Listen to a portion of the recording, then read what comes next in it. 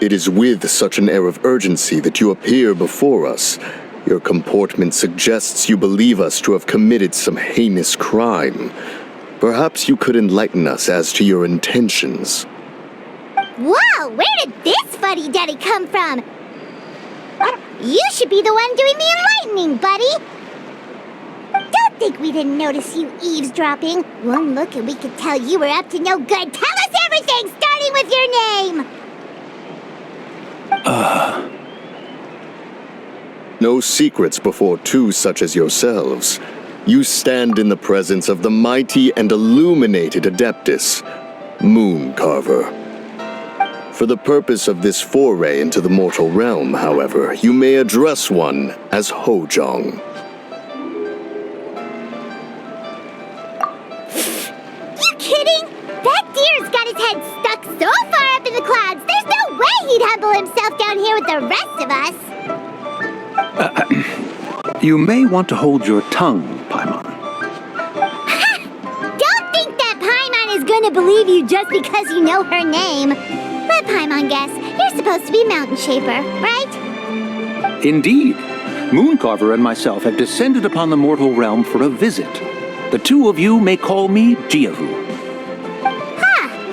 Looks like you did your research. But in our experience, the harder you try to lead us on, the more likely it is that we've got a big fish on our hands. We'll go straight to the Millilith and have you arrested for impersonating a death guy. Preposterous! Utterly preposterous! Right. Tell us something that only an Adeptus would know. And it better not be some common knowledge that any person on the street could tell you. You may recall that in order to preserve the tranquility of one's mountain, one planted karst crawlers around Mount Hulao. In fact, the seeds are one of Streetward Rambler's cultivars. Among all the Adepti, her horticultural skill is preeminent. The plant neither wilts nor withers, and its practical use is undeniable. Yet it does require quite the upkeep. After a while, one tires of the effort. Thus, one had no choice but to foray into town to inquire from Streetward Rambler a gentler and more easily managed variety. On your way, you were accosted by a group of youths, and without revealing your true form, were unable to extricate yourself of their presence. If one's memory serves, Streetward Rambler had to personally come to your rescue. How did you come into possession of such knowledge? The young lass, Yao Yao, keeps no secrets from Cloud Retainer. Alas, one can only let bygones be bygones. That might have been more detail than we needed. Seems like you two are the real deal, and Paimon's sorry for suspecting you. But, for beings as forgiving as yourselves, this is just water under the bridge, right? You indeed have an agile mind. Cloud Retainer was not mistaken in her high estimation of you. Paimon's still curious about something. It's just...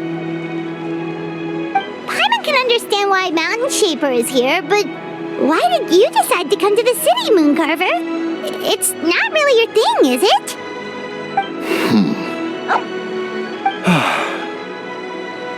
It is but an inevitable eventuality. Long have the mountains remained strangely idle since Cloud Retainer's move to Liyue Harbor. With Lantern Rite near at hand, one would expect Cloud Retainer to provide us with an account of the festivities in advance. Yet to this day she has failed to appear. Cloud Retainer is hardly the forgetful sort. One must never rest idle in the face of that which demands action. And since our acquaintances dwell in Liyue Harbor, we had to travel here in human form to avail ourselves of their aid, Cloud Retainers in this case.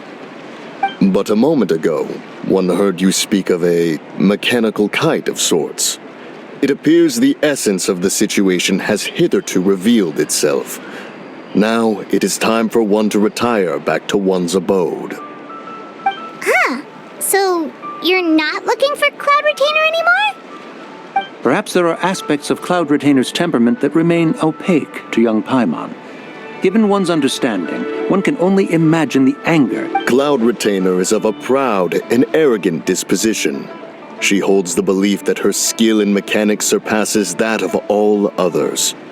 One can be quite certain it is hardly with an open mind that she regards the arrival of this new technology.